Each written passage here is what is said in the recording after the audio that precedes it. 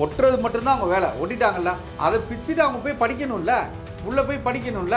அப்போ அதை உடனே பிச்சுட்டாங்கன்னு ஒரு காவல் ஆணையரை கொண்டுகிட்டு வந்து காவல் கண்காணிப்பாளரை கூட்டிகிட்டு வந்து வீட்டுக்குள்ளே அத்துமீறி நிலையிறது என்ன அர்த்தம்? பார்டர் செக்யூரிட்டி ஃபோர்ஸில் வேலை செஞ்சு ரிட்டையர் ஆணி வந்தவர் அவரை நீங்கள் எப்படி தள்ளிட்டு போகிறீங்க? நீங்கள் சண்டை போட்டு சட்டையை பிடிச்சி இழுத்து அவரை வந்து கண்ணில் குத்தி மூஞ்செல்லாம் வீங்கிருக்கு, போகிற இடத்துலலாம் அடிச்சிருக்கீங்க. எதுக்கு காவல்துறை அதிகாரி அடிக்க காரணம்? வன்மம். தொடர்ச்சியாக அந்த காவல் ஆய்வாளர் இருக்காருல்ல, அவர் என்னை முதற்கொண்டு மிக மோசமாக நடத்தியிருக்காரு. உறுதியாக இவரை நாங்கள் வந்து அந்த இடத்துல இருந்து மாற்றி அவரை பதவி நீக்கம் பண்ணாம இந்த கட்சி ஓயாது. கோர்ட்டுக்கு போயிருக்கு. இது வந்து கோர்ட்டே அவங்களே வாபஸ் வாங்கினாலும் நாங்க விட மாட்டோங்கிறாங்க. சரி, உங்க மேல தவறு இல்ல. நேரா போய் சம்மன் அனுப்பிச்சாங்கன்னா இதுதாங்க எக்ஸ்பிளனேஷன் பண்ணி போய் கொடுத்தாச்சுங்களே. மிக மோசமான நிலைமையில மிக மோசமாக ஆணையும் பெண்ணையும் கல்யாணம் பண்ணி கொடுவங்கள உணர்வுக்கு கூப்பிட்டுக்கிட்டு அவங்களோட நட்பு பாராட்டி இருந்ததாக நேரடி குற்றச்சாட்டு வைக்கிறாங்க சுபபி அவர்கள் மேலேயும் கொளத்தூர் மணிவேலு அவர்கள் மேலேயும். ஏன் இன்னைக்கு வரைக்கும் அதை பத்தி பேச மாட்டேங்குது ஊடகம்? இன்னைக்கு நடந்த ஒரு பிரஸ் மீட்ல என்ன சொல்றாருன்னா, ரொம்ப ஒரு அறிவிருக்கத்தக்கவா சோளக்காட்டுக்குள்ள இருந்து தூக்கிட்டு போய் ஏதோ ரொம்ப கொச்சையா இருக்கு இதெல்லாம். இவங்க அம்மாவுக்கும் இவர் தான் ரவிக்க போட்டு விட்டாலான்னு கேட்டார். ஆர்எஸ் பாரதின்னு ஒருத்தர் பழுத்து காலுக்கு நடுவில் போய் தவந்து போய் தான் இந்த ஆட்சியை வாங்கினாரான்னு உதயநிதி சொல்றாரு. நான் சொல்றேன், நீங்க கேட்டதுக்கா நீங்க அப்படி பேசுறாங்க. இல்ல நான் திரும்பி சொல்றேன். இல்ல நான் எங்களுக்கு முதல்ல ரிலேஷன்ஷிப் இருந்தது, ஒரு காலகட்டத்தில் அது முறிஞ்சிருச்சு அப்படிங்கிற ஓப்பனா சொல்லிட்டு போனா என்ன? நான் இவர்களுக்கு உதவுனேன் என்பதுதான் அண்ணன் சொல்லியிருக்காரு. அது எல்லோருக்கும் செஞ்சிருக்காரு. என்னை முதற்கொண்டு எல்லோருக்கும் எல்லாருமே உதவி வாங்கியிருந்தவங்க இப்படி குற்றச்சாட்டு வைக்க. ஒரு பெண்ணு அவங்க கூட நடிகையா இருந்திருக்காங்க. அப்ப இதை பத்தி பேசினா ஒரு கிசு கிசு வரும். இது பிக் பாஸ் பாக்குற உலகம் தானேங்க இது. சட்டத்தை நாங்கள் மதிக்கிறோம், அதுல மாற்று கருத்து. ஆனால் நீங்கள் சட்டத்தை வைத்துக்கொண்டு தவறாக இந்த கட்சியை ஒழிக்க வேண்டும் நினைக்கிறீங்களா? அது போது நடக்காது. ஸோ இப்போ அடுத்த கட்ட நகர்வு என்ன பண்ண போறீங்க? நாம் தமிழர் நியூஸ் டைம் நேயர்களுக்கு அன்பான வணக்கம். பரபரப்பான அரசியல் சூழல்ல பரபரப்பான அரசியல் செய்திகளுக்கு பஞ்சம் இருக்காத நாம் தமிழர் கட்சியை சேர்ந்த திரு சசிகுமார் அவங்கள தான் சந்திக்க போறோம். மாநில ஒருங்கிணைப்பாளர் திரு சசிகுமார் அவங்க கிட்ட நிறைய விஷயங்கள் பேசலாம். வாங்க சார். வணக்கம். வணக்கம். நாம் தமிழர் கட்சி அப்படின்னா எப்போதுமே பரபரப்பாகவே இயங்கிக்கிட்டு இருப்பீங்க. உங்கள் பேச்சுகள் மட்டும்தான் பரபரப்புன்னு இல்லாமல் அரசியல் சூழலையும் பரபரப்பாக இருக்கீங்க. இப்போதைக்கு நாம் தமிழர் கட்சிக்கு எதுவும் போதாத காலமா என்ன? ஏன்னா எல்லா விஷயங்களும் பார்த்தீங்கன்னா கட்சியிலேருந்து நிறைய பேர் வெளியாகிட்டு இருக்காங்க. அது மட்டும் இல்லாமல் சம்மன் அனுப்புனா வரமாட்டேங்கிறாரு, இந்த மாதிரி நிறைய குற்றச்சாட்டுகள் இருக்குது. எப்போ கைதாவார் சீமான் அப்படிங்கிற மாதிரி எல்லோருமே எதிர்பார்த்துட்டு இருக்காங்கன்னு கூட சொல்லலாம். எப்படி இருக்குது கட்சியோட நிலவரங்கள்? இல்லை, கட்சி ரொம்ப எழுச்சியாக ரொம்ப வேகமாக நடைபெற்று கொண்டிருக்கு. 2026 தேர்தல் நாம் தமிழர் கட்சிக்கானது.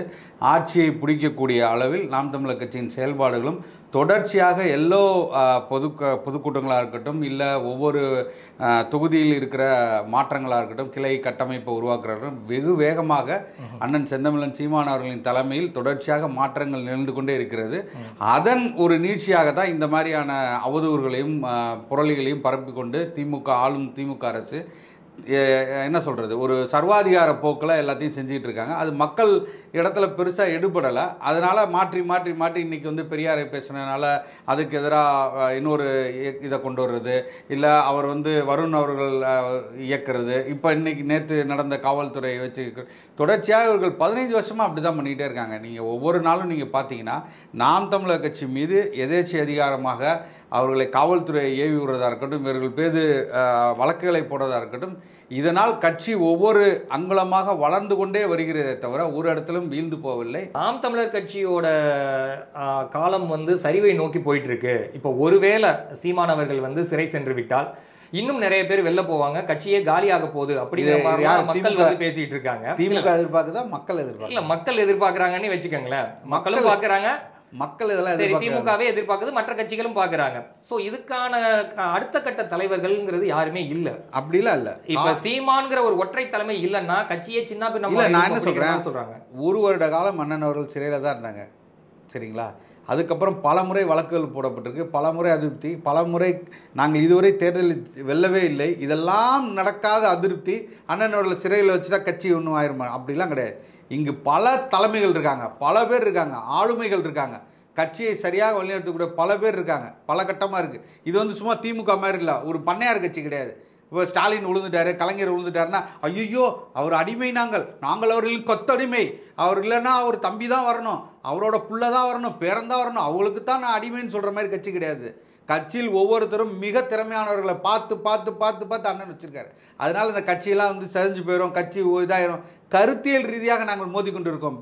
திராவிடம் என்ற கருத்தியலை வீழ்த்தக்கூடிய மிக பெரும் ஆளுமையாக, சக்தியாக இன்னைக்கு தமிழ் தேசியம் வளர்ந்து நிற்குது, நாம் தமிழ் வளர்ந்து. இன்னைக்கு நடந்த ஒரு பிரஸ் மீட்ல என்ன சொல்றாருன்னா, ரொம்ப ஒரு அறிவிருக்கத்தக்கவா சோளக்காட்டுக்குள்ள இருந்து தூக்கிட்டு போய் ஏதோ ரொம்ப கொச்சையா இருக்கு இதெல்லாம், ஒரு அரசியல் கட்சி தலைவர் பேசுற பேச்சா இது அப்படின்னு கேக்குறாங்க. எவ்வளவு தலைவர்களை நாங்க பாக்குறோம், தம்பிகள் வந்து ரொம்ப கண்ணியமிக்க தம்பிகளை வச்சிருக்கீங்க, ஒரு அரசியல் கட்சி தலைவர் இப்படி பேசுறது பொதுமக்களுக்கே முகம் சொல்லிக்கிற மாதிரி இருக்கு. தம்பிகள் அதை எப்படி அக்செப்ட் பண்ணிக்கிறீங்க? என்ன இதுல நான் என்ன சொல்றேன்னா, ஒரு ஓமை சொல்லும் போது அதில் ஒரே உதாரணம் சொல்றேன்.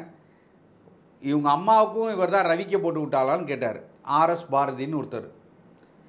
பழுத்து காலுக்கு நடுவில் போய் தவந்து போய் தான் இந்த ஆட்சியை வாங்கினாரான்னு உதயநிதி சொல்றாரு. நான் சொல்றேன், நீங்க கேட்டதுக்கா நீங்க நான் திருப்பி சொல்றேன்.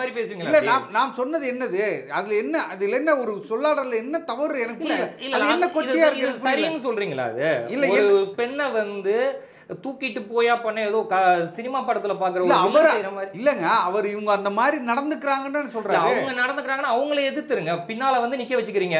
எல்லாம் பாத்தீங்கன்னா ஒரு கட்சி நிர்வாகிகள் தான் இருப்பீங்க, கட்சி நிர்வாகிகள் தான் அவங்க அதுதான் 117 இடத்துல பெண்களை நிறுத்துற இந்த கட்சியை பார்த்து நீங்க எல்லாம் நிறுத்துறீங்க. அதே கட்சி தலைமை தானே இப்படி பெண்கள் விஷயத்துல என்ன பேசிட்டாரு, என்ன தப்பு பேசிட்டாரு, என்ன சொன்னாரு, என்ன அதுல என்ன தவறு இருக்குன்னு சொல்லுங்க. அதை பேசுறதுல நான் அப்படி செய்தேன்னு சொன்னாரா, இல்ல நான் அதை செய்தேன்னு சொன்னாரா? இல்லையே, மாசம் நான் பணம் கொடுத்தேன் அப்படிங்கறதெல்லாம் இது என்னது அவர் ஒத்துக்கிற மாதிரி தான். ஏங்க அவர்கிட்ட பணம் வாங்காது யாருமே கிடையாது. வீட்டு வாசல்ல வந்து நின்று எனக்கு கஷ்டம்னு சொன்னா எல்லாத்தையும் கொடுத்துருக்காரு.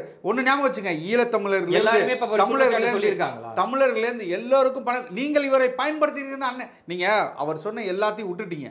என்னென்ன முக்கியமா பேசினாலும் அதை விட்டுட்டீங்க. கடைசியா ஒரு சின்னதா எடுத்து பேசுறீங்களா, ஒரு உதாரணத்தை சொல்லும்போது அதை எடுத்து பேசுறீங்க. அது எல்லாம் முழுக்க சொல்லியிருக்காரு. நான் யாரு கேட்டாலும் பணம் கொடுவேன்.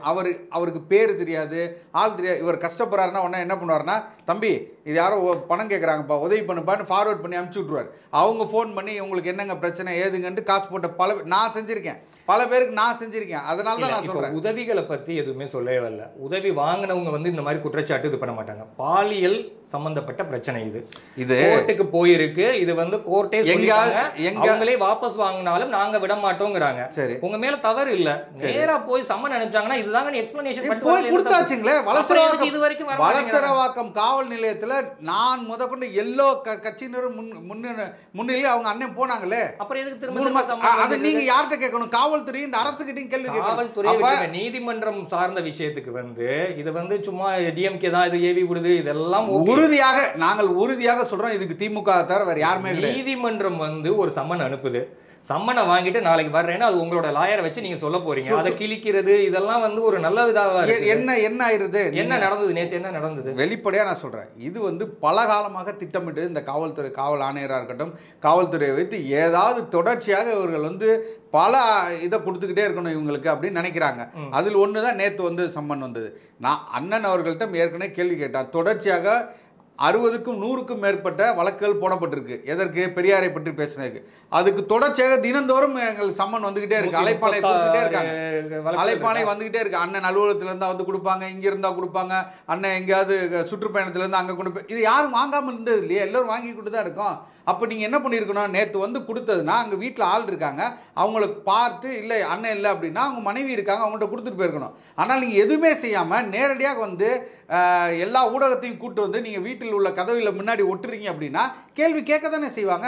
யாருப்பா இதுன்னு கேட்டிருக்காங்க, எதுக்குன்னு கேட்டிருக்காங்க, ஒட்டுறணும். சரி ஒட்டிட்டு போங்கன்னாச்சு. ஒட்டிட்டு போனால் ஒட்டுறது மட்டும்தான் அவங்க வேலை. ஒட்டிட்டாங்கல்ல, அதை பிச்சுட்டு அவங்க போய் படிக்கணும்ல, உள்ளே போய் படிக்கணும்ல. அப்போ அதை உடனே பிச்சுட்டாங்கன்னு ஒரு காவல் ஆணையரை கொண்டுகிட்டு வந்து காவல் கண்காணிப்பாளரை கூட்டிகிட்டு வந்து வீட்டுக்குள்ளே அத்துமீறி நிலையிறது என்ன அர்த்தம் சொல்லுங்க? அதெல்லாம் வன்மத்தின் உச்சம். இது மாதிரி எந்த தலைவருக்கும் நடக்காது. தொடர்ச்சியாக அந்த காவல் ஆய்வாளர் இருக்காருல, அவர் என்னை முதற்கொண்டு மிக மோசமாக நடத்தியிருக்காரு.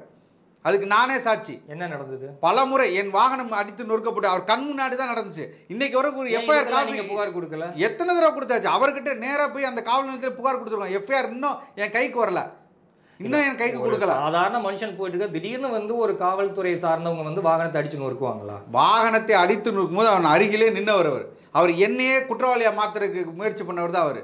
அவங்க மேலே எதுவுமே பண்ணாமல் என்னையே குற்றவாளியை நான் சாதாரணமாக நிற்கிறேன், பின்னாடி வந்து கல்லை விட்டு அடித்து இந்த வாகனம் உடைக்கப்படுது. அவர் கூட நின்றுட்டு இருந்தார், எஃப்ஐஆர் கூட இன்றைக்கி போடல அவர் மேலே, அப்படியே தான் வச்சுருக்காரு. அப்போ இதெல்லாம் என்ன காட்டுது? ஒன்றும் இல்லை, அடுத்த முறை 30 பேருக்கு மேலே அண்ணன் வீடை முற்றுகையிட்டு வர்றாங்க. அப்போ அவர்களை 2 மணி நேரம் நிற்க வச்சார். 2 மணி நேரத்துக்கு மேலே லைவ் ஓடிக்கிட்டு இருக்கு. அவங்கள அங்கேயே நிற்க வச்சு அவங்க மிக கொச்சையாக அண்ணன் அவர்களையும் அண்ணன் குடும்பத்தையும் மிக மோசமாக தெருவில் இறங்கி போராடி ஆர்ப்பாட்டம் பண்ணிக்கிட்டு இருக்காங்க. அவங்கள விட்டார். ஆனால் நாங்கள் இறங்க கூட விடாமல் கைது பண்ணி கூட்டு போனாங்க வள்ளுவர் கோட்டத்தில். அப்போ இதெல்லாம் என்னத்தை காமிக்குது? எல்லாருக்கும் ஒன்று தானே. நாங்கள் எதுக்காக போராடணும்? அண்ணா யூனிவர்சிட்டியில் அந்த பெண்ணின் பாலியல் இதுக்காக போராடணும். போராட நீங்கள் இறங்கே விடலையே. ஒரு தலைவர் கட்சி தலைவர் காரில் விட்டு இறங்கணுன்னு நீங்கள் அரெஸ்ட் பண்ணி கூப்பிட்டு போனீங்க. ஆனால் நீங்கள் இவருக்கு அப்படி நடத்தலையே. இவர்கள் ஒட்டுமொத்தமாக ஈசிஆர் ரோடை பிளாக் பண்ணிட்டு பண்ணுறான். ஒட்டுமொத்தமாக ஈசிஆர் ரோடே பிளாக் ஆகி நின்றுச்சு அவர்களால. அதுக்கு என்ன நடவடிக்கை எடுத்திருக்கீங்க? இது வரைக்கும் எங்களை எல்லாம் கொண்டு போய் நாங்கள் வீட்டு வாசலில் கூட நிற்க விடாமல் எல்லாம் நீங்கள் உள்ளே போங்க உள்ளே போங்க உள்ளே போகணும் 200க்கும் மேற்பட்டவங்களும் உள்ளே அனுப்பிச்சு இல்லாட்டி வழக்கு போட்டுறேன்னு மிரட்டினார் அவர். அப்போ இப்போ ஏற்பட்டவரை வச்சுக்கொண்டு அவருக்கும் இந்த கட்சிக்கும், ஏன்னா இவருக்கு இங்கே நீலாங்கரையில் ஓகே, திருச்சி எஸ்பி கூடவும் நாம் தமிழர் கட்சிக்கும் முரண் இருக்கு. இது ஏன் பர்டிகுலரா காவல்துறைக்கும் உங்களுக்குமே? காவல்துறைக்கும் எங்களுக்கும் எந்த இடத்துல என்ன, பல காவல்துறை அதிகாரிகள் எங்களை அழைத்தே சொல்றாங்க, இவர்கள் பண்ணுவது தப்பு, இவர்கள் மோசமாக நடந்து கொள்கிறார்கள், இவர்கள் ஆட்சி என்ன சொல்லுதோ அதை செய்து கொண்டிருக்கிறார்கள், உங்கள் மீது இருக்க தனிப்பட்ட வன்மத்தில் செய்கிறாங்கன்னு யாருக்குமே அவர்கள் செய்வது பிடிக்கல. இருக்கிற அரசு அதிகாரிகள் எல்லாருமே சொல்றாங்க. சரி, இப்போ உங்களோட சட்ட ஆலோசனை குழுவெல்லாம் இருக்கும், இது போல ஒரு பிரச்சனை உருவாகிக்கிட்டு இருக்குன்னு நல்லாவே தெரியும். அப்பவே நீங்க அதை கலந்து ஆலோசிச்சிருப்பீங்க, இதை வர்றதை எப்படி எதிர்கொள்ளணும்னாவது ஒரு டிஸ்கஷன் பண்ணியிருப்பீங்க. அதுபடியா இப்பெல்லாம் நடக்குது. அந்த ஆலோசனை குழு வந்து முன்கூட்டியே போயிருக்கலாம், இன்னைக்கு போய் நீங்க மேல்முறையீடு பண்றீங்க. இவ்வளவு நாளா வந்துட்டு இருக்கு சம்மன், இத்தனை முறை அனுப்பியும் வரல, அதை முன்னாடியே நீங்க செஞ்சிருக்கலாமே. இல்ல அது வழக்கறிஞர் பாசறை பார்த்து கொண்டு இருக்காங்க. ஒவ்வொரு கட்ட நகர்வாக அது நடந்துகிட்டு இருக்கு. அண்ணன் அவர்கள் மேற்பார்வையில் அண்ணன் என்ன சொல்றாங்களோ அதுக்குப்படி தான் நடந்துட்டு இருக்கு. இவர்கள் தொடர்ச்சியாக இந்த மாதிரி அழுத்தம் ஏற்கனவே கேட்டாங்க. அண்ணன் அவர்கள் சொல்லியிருக்காங்க 8ஆம் தேதி தொடர்ச்சியாக எனக்கு 8ஆம் தேதி வரைக்கும் பரப்புரைகள் இருக்குது, எல்லா இடத்துக்கும் நான் சுற்றுப்பயணம் செஞ்சுட்டு இருக்கேன், அது வரைக்கும் வர முடியாதுன்னு சொல்லியிருக்காங்க. சொல்லியும் அவர்கள் 26ஆம் தேதி நீங்கள் வரணும்னு சொல்லி இதுக்காக தான் கொண்டு வந்து ஆணையை ஒட்டிட்டு போயிருக்காங்க. யாரும் கேட்டு அவர் வரலன்னு சொல்லவே இல்லையே. நான் இத்தனை நாள் 8ஆம் தேதி வரைக்கும் வர முடியாது, இல்லை நாங்கள் இன்றைக்கி கொடுத்தா நீங்கள் நாளைக்கு வந்தே ஆகணும், இன்றைக்கி வரலன்னா பரவாயில்ல நாளைக்கு வாங்கன்னு சொல்லி ஒட்டிட்டு போயிருக்காங்க. அதுதான் நடந்தது. இவங்க கேட்காமலாம் இல்லை, நீங்கள் வந்து கேட்டிருக்காங்க, இன்றைக்கி வரைக்கும் எனக்கு தேதி இல்லை, நான் அதுக்கப்புறம் வர்றேன்னு சொல்லும்போது அவங்க கேட்கல. ஸோ இப்போ அடுத்த கட்ட நகர்வு என்ன பண்ண போறீங்க நாம் தமிழர் கட்சி? நாம் தமிழர் கட்சி நான் தெளிவாக சொல்கிறேன், எங்களோட நோக்கம் தேர்தலில் வெல்வது, தேர்தலுக்காக வேலை செய்வது, மக்களுக்காக நின்று பணியாற்ற. தனியாக நின்னாவே வெல்றது சாத்தியம்னு நினைக்கிறேன். ஏன் சாத்தியம் இல்லைன்னு நினைக்கிறீங்க? ஏன் சாத்தியம் இல்லைன்னு நினைக்கிறேன்? நான் என்ன சொல்கிறேன், இப்போ முன்கூட்டிய இதெல்லாம் 8% மக்கள், நான் என்ன சொல்கிறேன், 30 ஆண்டுகள் ஆயிடுச்சு விடுதலை சிறுத்தைகள் ஆரம்பிச்சு, ஒட்டி எல்லா கட்சிகளோடையும் ஒன்னா நின்று இன்னைக்கு கரைஞ்சு போய் கட்சி 5 சீட்டுக்கு மேல வாங்க முடியலங்க. இன்னைக்கு தமிழகத்தில் தனித்து பெரும் கட்சியா இருந்திருக்க சொல்றேன், பெரும் கட்சியாக மாறி இருக்க வேண்டியது விடுதலை சிறுத்தை. இந்த மண்ணின் பூர்வக்குடி மக்கள் அவர்களுக்காகவே பேசக்கூடிய அண்ணன் தொல் திருமாவளவன் அவர்கள் இன்னைக்கு மிக பெரும் தலைவராக மாறி இருக்கணும். அந்த தலைவரை ஒரு சாதிக்குள்ள கொண்டு போய் அடைச்சது இந்த திமுக. அவரை ஒரு சாதி தலைவர் ஆக்குனது திமுக. இதை ஒட்டு மறுத்து பேசுமா? இன்னைக்கு அவர்கள் வெறும் 5 சீட்டு கெஞ்சிக்கிட்டு இருக்காங்க. எந்த இடத்துல எதிர்த்து பேச முடியல. பல இடத்துல கொடிகள் உடைக்கப்பட்டிருக்கு. நேற்று பாமக நடத்தக்கூடிய இதில் கூட கொடியை உடைச்சிருக்காங்க. இதுக்கு கேள்வி கேட்க முடியுதா? அப்போ இப்பேற்பட்ட விஷயத்துங்களை செய்து கரைஞ்சு போன ஒரு கட்சி மாதிரி இருக்க நாம் தமிழர் கட்சி விரும்பலை. நான் என்ன சொல்கிறேன்னா, சீமான் அண்ணன் அவர்கள் எந்த இடத்துலடா வாய் ஸ்லிப் ஆவார், எந்த இடத்துலடா கண்டென்ட் கிடைக்கும், இல்லை கேளுங்க, உங்களுக்கு எந்தடா கண்டென்ட் கிடைக்கும் அதை மட்டும் கட் பண்ணிவிட்டு அங்கே வீடியோ ஆஃப் பண்ணிட்டு நேராக வந்துடுறாங்க. நான் கூட இந்த இதில் பார்க்குறேன். அதுதான் சொல்கிறேன் நான். அதாவது இவங்களுக்கு கண்டென்ட் தான் தேவை, மெசேஜ் என்ன சொல்றாங்க இல்ல. அதாவது சீமான் அவர்களுடைய கொள்கை கோட்பாடுகள் பிடிச்சுதான் இவ்வளவு தம்பிகள் வந்து ஒன்று தெரிஞ்சிருக்கீங்க, ஓகேங்களா? சமீப காலமா அவரோட செயல்பாடுகள்லாம் பார்க்கும்பொழுது இவர் ஏதோ பண்றாரு, கட்சியோட கூப்பிட்டு ஆலோசனை கேட்கறது இல்ல, இத்தனை பேர் போறாங்க, வெளியில போறாங்க, கட்சி நிர்வாகிகள் பொதுக்குழுவை கூப்பிட்டு என்னடா பிரச்சனை, ஏன் இவ்வளவு பேர் போறாங்க, எதுவும் பிரச்சனையா அப்படின்னு ஒரு ஏதாவது கூட்டம் நடந்திருக்கா? இல்ல ரெண்டே விஷயம் தான். இல்ல இன்னொன்னு சொல்லிடுறேன். இதுக்கு முன்னாலாம் வந்து பாத்தீங்கன்னா இயக்குனர் மணிவண்ணன், ஐயநாதன் ஐயெல்லாம் இருக்கும்போது ஒரு அரசியல் ஆலோசகர்களா இருந்தாங்க. அவங்களோட பேச்சை வந்து சீமான் கேட்டு நடந்தாரு, ஆக்கப்பூர்வமா போயிட்டு இருந்தது. இப்ப அதுல இருந்து விலகி தான் செய்யறதுதான் நல்லது, ஒரு ஒற்றை தலைமை மாதிரி கொண்டு போயிட்டு இருக்காரு. அதனாலதான் இவ்வளவு முரண்பாடுகள், பெரியாரை தொட்டதுனாலதான் இவ்வளவு பேர் வெளியில போறாங்க அப்படிங்கிற மாதிரிலாம் வருது. அதாவது ரெண்டு தனித்தனி. சரி ஓகே, நீங்க அந்த பெரியாரை சேர்த்துக்கிட்டே இருக்கீங்க, பரவாயில்ல, ஒன்றும் பிரச்சனை இல்லை. ஆனால் கட்சி என்பது ஜனநாயக முறைப்படி நடக்குது. நீங்கள் ஒவ்வொரு இடத்துலும் நல்லா பார்த்துங்க, ஏதாவது ஒரு தலைவரை இந்த ஒரு மாதத்தில் இந்த கட்சியோட மாற்றத்துக்காக, கட்சியின் கிளை கட்டமைப்புக்காக ஊராக போய் தொகுதியாக போய் தினசரி வேலை பார்த்து, காலையில் வழக்கு, போய் நீதிமன்றம் போகிறாரு, மதியம் கலந்தாய்வு, மாலை பொதுக்கூட்டம், இப்படி நடத்தின ஒரு தலைவனை இங்கே காமிங்க நீங்கள். இந்த இந்த இந்த கலைஞர் ஜெயலலிதா போனதுக்கப்புறமா ஒரு தலைவன் இந்த மண்ணில் தொடர்ச்சியாக மக்களுக்காகவும் மண்ணிற்காகவும் போராடி கொண்டும் வழக்குகளை சந்தித்து கொண்டும் தினசரி இந்த தொகுதி உறவுகளை சந்தித்து கொண்டும் இருக்கிற ஒரு ஆளை காமிங்களா? செயல்பட்டு ஏன் அப்புறம் கட்சியில் உள்ளவங்க வெளில போறாங்க? கட்சியின் மேலே குற்றச்சாட்டு சொல்லிட்டு அது போறவங்க அப்படிதான் சொல்லுவாங்க. நீங்க என்ன சொல்றீங்க? திமுகவிலிருந்து வைகோ போறன்னு என்னது? திமுகவிலிருந்து எம்ஜிஆர் போனது என்னது? நீங்கள் அமைதியாக இருக்கணும். கட்சி உங்களுக்காக தேவை என்றால், கட்சிக்கு நீங்கள் தேவை என்றால் கட்சி உங்களை கூப்பிட்டு கொள்ளும், அதில் மாற்று கருத்தே இல்லை. ஆனால் நீங்கள் வெளியில் போனாலும் எதிர்கருத்து பேசுறது, அத்தனை நாள் நீங்கள் தான் இந்த மாவட்டத்தை பார்த்துக்கிட்டு இருந்தீங்க. மாவட்ட செயலாளர்லாம் போகிறீங்க, மாவட்டத்தை உங்கள் கையில் தான் கொடுத்துருக்காங்க, மாநிலத்தை உங்கள் கையில் கொடுத்துருக்காங்க, மண்டலம் நீங்கள் பார்த்துட்டு இருந்தீங்க. அப்போ மண்டல செயலாளராக நீங்கள் சரியாக செய்யவில்லைன்னு தானே கட்சி சொல்லும். உங்களுக்கு பதவி கொடுக்கல நீங்கள் சொல்லலாமா? மண்டல செயலாளர் 6 தொகுதிகளை ஒருங்கிணைச்சு உங்கள்கிட்ட 6 தொகுதி கொடுத்துருக்காங்க, நீங்கள் சரியாக வேலை செய்யலன்னு தானே உங்களை ஒதுக்கப்படுறாங்கன்னு அர்த்தம். அப்போ நீங்கள் அதை சரியாக செய்யலைன்னு தானே அர்த்தம். நீங்கள் எந்த இடத்துல சரியாக இருந்திருக்கீங்க, உங்களை சுய பரிசோதனை செய்து பாருங்கன்ற. அதை பண்ணாமல் நீங்கள் வெளியில் போயிட்டு குற்றச்சாட்டு, நீங்கள் ஏதோ ஒரு வலையில் விழுந்துட்டீங்க. திமுக வீசுகின்ற வலைக்கு தொடர்ச்சியாக நீங்கள் இன்றைக்கி நாகப்பட்டினத்தில் பேசியிருக்காரு. மாவட்ட செயலாளர் சன் டிவிக்காரன் கூப்பிட்டு பேசுகிறான். சன் டிவி கூப்பிட்டு நீங்கள் எப்படி, நீங்கள் அதிருப்தியாக இருக்கீங்களா, உங்ககிட்ட பேசலாமா, நீங்கள் கட்சியிலேருந்து விலகிற மாதிரி இருக்கீங்களா, நிறையா பேர் போகிறாங்களேன்னு பிரெயின் வாஷ் பண்ணுறான். எதுக்கு இந்த வேலை? திமுகவுக்கு ஆள் நாம் தமிழர்லேருந்து தேவைப்படுது. இல்லை பிரெயின் வாஷ் பண்ணால் போகலாம். நாம் தமிழர் கட்சிக்காரங்களாம் இருக்காங்களா? அப்படி போகலாங்கிற அதில் விழுந்தவங்க பல பேர் இருக்காங்க. சில எல்லாருமே அப்படி கிடையாது. இப்போ நீங்கள் போனாங்கன்னு சொல்கிறீங்களா, அவங்களாம் இதுதான் நிலைமை. நீங்கள் பாருங்கள், வெளியில் போய் நின்றுட்டு என்ன கஷ்டப்பட போகிறான்னு பாருங்கள். இன்னைக்கு திமுக இல்லை அப்படிதான் நடக்கும். நான் உறுதியாக சொல்கிறேன். ஏன்னா திமுகவை நம்பி போனவர்கள் எல்லாம் கெட்டதாக தான் வரலாறு இருக்கு. அங்கேருந்து வர்ற ஆள் மட்டும் இன்னைக்குமா இருக்கு?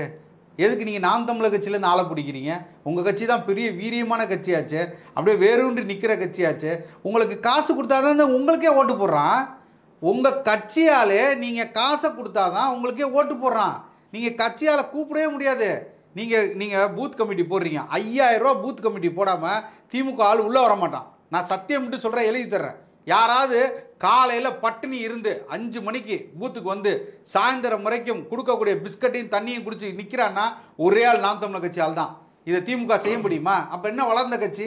நாம் தமிழர் கட்சியை பொறுத்தவரையும் சீமானவர்கள் வந்து ஒரு பட்டிமன்ற பேச்சாளர் மாதிரி பேசுறாரு, நிறைய கைத்தட்ட பெறாரு, நல்ல வியூஸ் வருது பாக்குறாரு, அந்த போதையிலே இருக்காரு அவரு. அதை தாண்டி எங்களையும் சேர்த்துங்க, உங்களுக்கு எல்லாருமே அப்படிதான் இருக்கீங்க. ஸோ கட்சி வேலைகள் இந்த மாதிரி ஆக்கப்பூர்வமான விஷயத்தை விட இந்த ஒரு இதே போதும்னு நினைக்கிறீங்களா?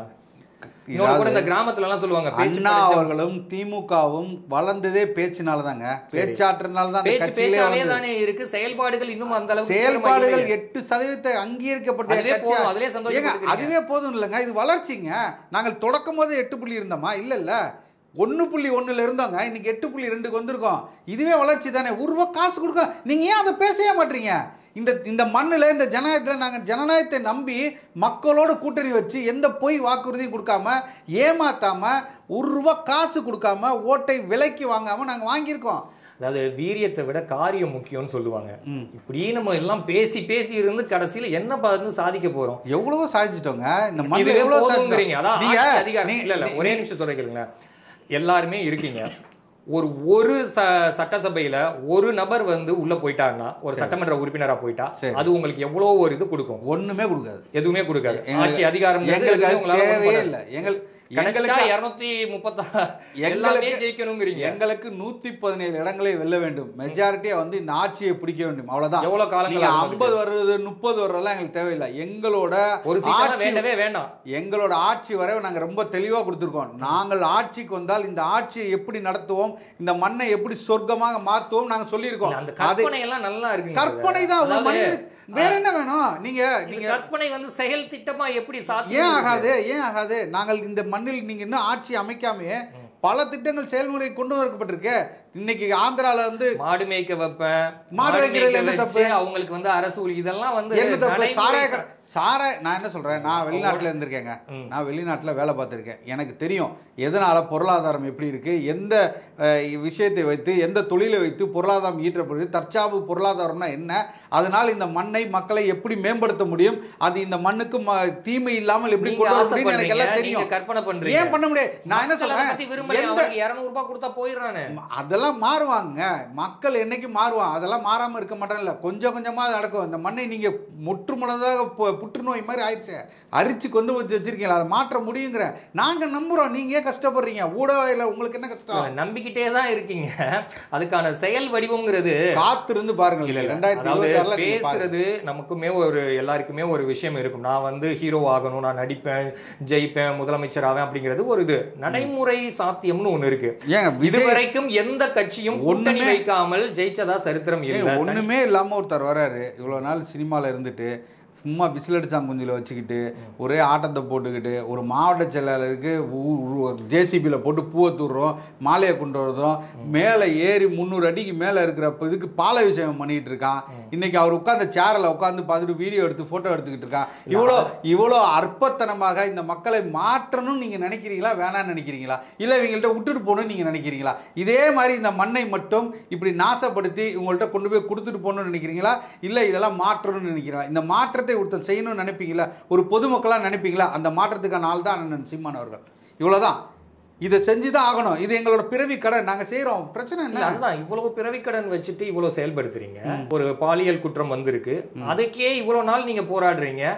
இதுல எப்படி நீங்க இந்த மாதிரி பொதுமக்களுக்காக போராடிட்டு இருக்கீங்க? நான் என்ன சொல்றேன், இதெல்லாம் ஒரு கேரக்டர் அசோசியேஷன் பண்றதுங்கிறது நாம் தமிழர் கட்சி இது வரைக்கும் திமுக செய்யக்கூட அஜெண்டா, அவ்வளோதான். இதை எப்படியாவது வீழ்த்தணும். ஏன்னா இது வேற வழியே இல்லை. இவங்கள நீங்கள் அதிமுக பேசுமா? இதா அதிமுக பேசாது. விடுதலை சிறுத்தை பேசுமா?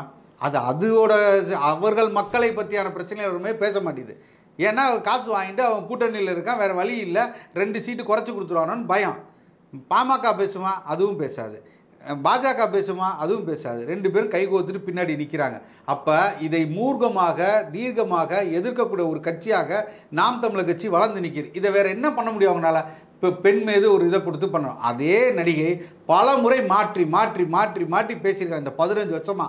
அவர்களோட காணொலிகள் நீங்கள் எடுத்து பார்த்தீங்கன்னா தெரியும். புரியுதுங்களா? அப்ப திருப்பி இதை பேசி இதை பேச்செல்லாம் போயிருந்தது, அவங்களுக்கு கொஞ்சம் சமரசமாகலாம் வந்தாங்க. மறுபடியும் காரணம் இல்லை, நான் என்ன சொல்றேன், அண்ணன் அவர்கள் சினிமாவில் இருக்கும்போது பல பேர் நட்பு இருக்குது, ஆண்கள் பெண்கள் இன்றைக்கும் நட்பு தொடருது, அவங்களோட நட்பு இருக்குது, அதெல்லாம் மற்றும் எல்லோருக்கும் அண்ணன் உதவி இருக்கா. நீங்களாம் டேரக்டர் பாலா முதற்கொண்டு பேசுனதெல்லாம் கேட்டிருப்பீங்க, இன்னைக்கு சுந்தர் சி அவர்கள் உதவுறத கூட கேட்டிருப்பீங்க. எல்லோருக்குமே நல்ல நட்பு இருக்குது. இல்லை சொல்கிறேன், அப்போ இவர்கள் இதை பயன்படுத்திக்கிறாங்க. அவர்கள் இருக்கக்கூடிய இதை வச்சுக்கிட்டு அந்த நடிகையை இவர்கள் பயன்படுத்திக்கிறாங்க, அவ்வளோதான். அண்ணனை வீழ்த்தணும்னு நினச்சிட்டு அந்த ஒரு இதை கொண்டு வராங்க. வீரலட்சுமி எதுக்கு வந்தாங்க? சம்மந்தம் இல்லாமல் அந்த பெண்ணு கொஞ்ச நாள் ஓடிக்கிட்டே இருந்துச்சு, ஒரு வருஷம் எங்கிட்ட அங்கிட்ட குறுக்க முறுக்க ஒன்றும் வேலைக்கு ஆகலை. இப்போ அதை விரட்டி விட்டாங்க. இப்போ திருப்பி போய் கூட்டிகிட்டு வாடா அப்படின்னு கூப்பிட்டு வந்திருக்காங்க. இது எத்தனை நாள் ஓடும் தெரியாது. இன்றைக்கி எலெக்ஷன் வர வரைக்கும் இந்த வேலையை செய்வாங்க. ஏங்க, நேரடியாக சுபவி மீது தமிழச்சிங்கிறவங்க பிரான்ஸ் தமிழச்சி மீது குற்றச்சாட்டு வைக்கிறாங்க, பாலியல் குற்றச்சாட்டு வைக்கிறாங்க, லூலு குழுவோட குற்றச்சாட்டு வைக்கிறாங்க. மிக மோசமான நிலைமையில் மிக மோசமாக ஆணையும் பெண்ணையும் கல்யாணம் பண்ணி கொடுவங்கள உடலுக்கு கூப்பிட்டுக்கிட்டு அவங்களோட நட்பு பாராட்டி இருந்ததாக நேரடி குற்றச்சாட்டு வைக்கிறாங்க சுபவி அவர்கள் மேலேயும் குளத்தூர் மணிவேலை அவர்கள் மேலேயும். ஏன் இன்னைக்கு வரைக்கும் அதை பற்றி பேச மாட்டேங்குது ஊடகம்? ஏன்? மிகப்பெரிய குற்றச்சாட்டுங்க அதெல்லாம். அதை ஏன் பேச மாட்டாங்க? நேரடியாக அவங்க இது இந்த மாதிரி பண்ணுறாங்க. எல்லா பெண்களையும் பெரியார் என்ற பேரை சொல்லிக்கிட்டு பெரியார் இப்படிலாம் சொல்லி கொடுத்தாரு, பெரியார் இப்படிலாம் உறவுமுறையை இது பண்ண சார், என்ஜாய்மெண்ட் வித்தவுட் ரெஸ்பான்சிபிலிட்டி அப்படின்னா நீங்கள் யார் வேணாலும் யார் கூட வேணாலும் இது வச்சுக்கலாம், உடல் வச்சுக்கலாம், நீங்கள் அவரோடு சேர்ந்து வாழலாம், அதை பற்றி பிரச்சனை இல்லை, நீங்கள் கல்யாணம் இப்படிலாம் பேசுகிற இதெல்லாம் எவ்வளோ முக்கியமான இந்த மண்ணை சீரழிக்கிறதா இல்லையா? அவங்கெல்லாம் ஒரு கட்சி தலைவர்கள் கிடையாது, அவங்க ஒரு கட்சியை சார்ந்து இருக்காங்க, அவங்க ஏதோ ஆக்ஷன் எடுத்துப்பாங்க. இங்க பிரச்சனையே என்னன்னா கட்சி தலைமை மேல அவர்கள் திராவிடத்தையும் பெரியாரையும் தூக்கி பிடிக்கிறாங்க. இல்ல திராவிடம்ங்கிறது வேற, ஒரு கேரக்டர்ல வந்து ஒரு பிரச்சனை இருக்குங்கிறது அவர்கள் குற்றச்சாட்டு வச்சிருக்காங்க. அவரே இப்போ ஏறக்குறைய ஒத்துக்கிற மாதிரி தான் சொல்லியிருக்காரு. சீமான் வந்து நான் ஹெல்ப் பண்ணேன் அப்படிங்கிற இத போய் கோர்ட்ல சொல்லிட்டு போக வேண்டியது. ரிலேஷன்ஷிப் இருந்தது ஒரு காலகட்டத்துல அது முறிஞ்சிருச்சு அப்படிங்கற ஓபனா சொல்லிட்டு போனா என்ன? அது நீங்க சொல்றது. அப்படி இல்லங்கறீங்க. இல்ல நீங்க சொல்றது அது. நீங்க இன்டர்பிரேட் பண்ண இல்ல சொல்லிருக்கீங்க. எங்களுக்குள்ள ஃப்ரெண்ட்ஷிப் இருந்ததுன்னா சொல்லலாம். நீங்க ரிலேஷன்ஷிப்க்கு ஃப்ரெண்ட்ஷிப் இல்ல, நிறைய வித்தியாசம். அது நானும் நீங்களும் சொல்ல முடியாது. அவர் சொல்லணும் அது இருந்ததா இல்லையாங்கிறது அவர் சொல்லணும். சரிங்களா? நம்மளே அதை சொல்லிக்க முடியாது. நான் இவர்களுக்கு உதவுனேன் என்பதுதான் அண்ணன் சொல்லியிருக்காரு. அது எல்லோருக்கும் செஞ்சிருக்காரு. என்னை முதற்கொண்டு எல்லோருக்கும் எல்லாருமே உதவி வாங்கியிருந்தவங்க இப்படி குற்றச்சாட்டு ஒரு வைப்பாங்களா? பெண்ணு அவங்க கூட நடிகையா இருந்திருக்காங்க. அப்ப இதை பத்தி பேசினா ஒரு கிசு கிசு வரும். இது பிக் பாஸ் பாக்குற உலகம் தானேங்க இது. பக்கத்து வீட்டுல என்னன்னு பார்த்துட்டு சந்தோஷப்படுற ஆட்களை தான் நம்ம மாத்தி வச்சிருக்கா. இன்னைக்கு பிக் பாஸ் பார்க்காத ஆள் இருக்காங்களா? யோசிச்சு பாருங்க.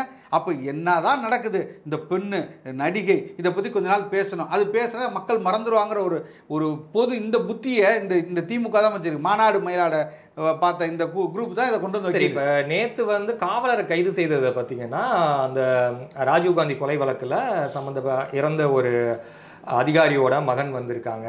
இதுக்கும் எதுக்கும் நாம் தமிழருக்கும் ஏதாவது தொடர்பு இருக்கு? அப்படிலாம் இல்லைங்க. அவர் வீட்டுக்கு வந்திருக்காரு. வீட்டு வாசலில் நின்று அவர் வந்து வடா பாவோ பாவு பஜ்ஜியோ கேட்டிருந்தா மேலே வந்து தூக்கி போட்டிருப்பாங்க. ஏன்னா அந்த போய் ஊர் ஊராக வந்து பாவு இல்லைன்னா வடா பாவு கொடுக்கலன்னா அவங்கள அடிக்கிற காவல்துறை அதிகாரி தான். அவர் மேல் வழக்கே இருக்கு. இன்னைக்கு ஒரு வழக்கு பெண்டிங்ல இருக்கு.